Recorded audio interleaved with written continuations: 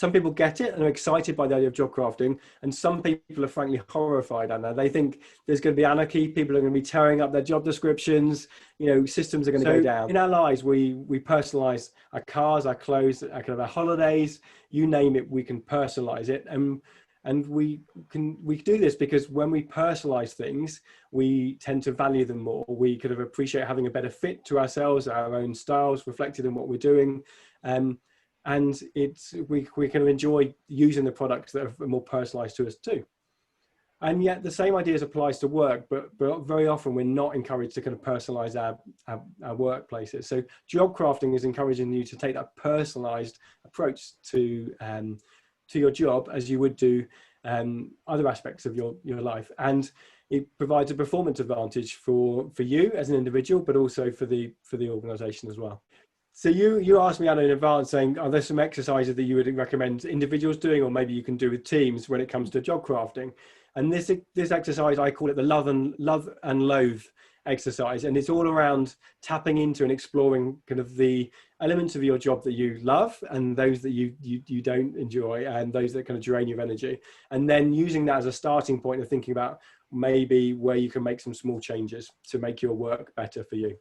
I wanted to play a little bit at devil's advocate, and I wanted to ask, if I was a manager and I just looked bluntly at that, I could say it's all nice and wonderful, but you know what, at the end of the day, I need the orders to be processed and returns to be done.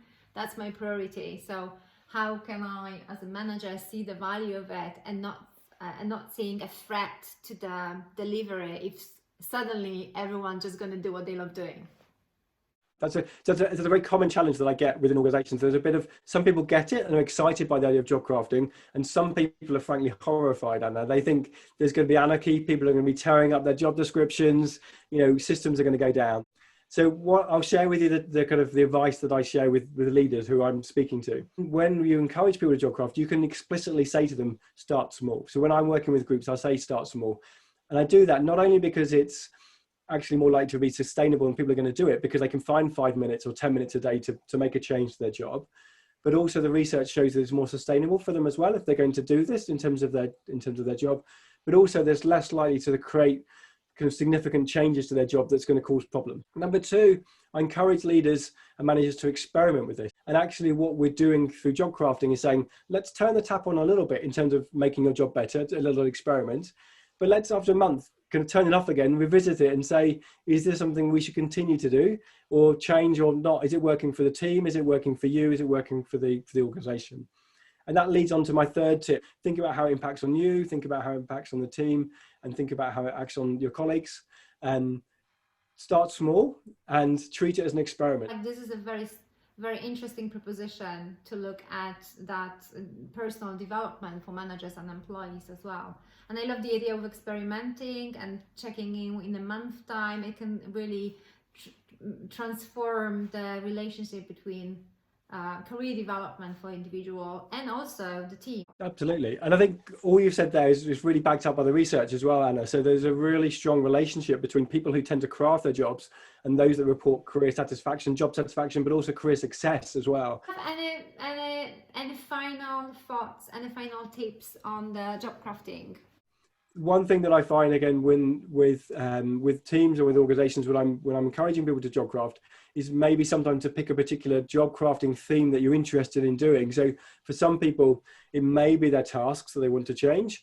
And for others, it may be their relationships. So actually something they want to kind of reflect on in terms of improving certain relationships or maybe even reducing certain relationships. For some people, it's around the purpose of their jobs, so getting better connected to the value and meaning and purpose of the job that they're doing. Others, it could be the skills that they're doing. So in terms of finding opportunities to learn new skills and new ways of working in terms of development. And lastly, it could be around actually making your job healthier for you. So from looking at well-being crafting, so to making your job healthier from an individual perspective. And again, sometimes that's useful for people when they're feeling a bit stuck in terms of how do I job craft. It's a case of saying, well, actually maybe pick one of those 5 elements and seeing what you can do to improve.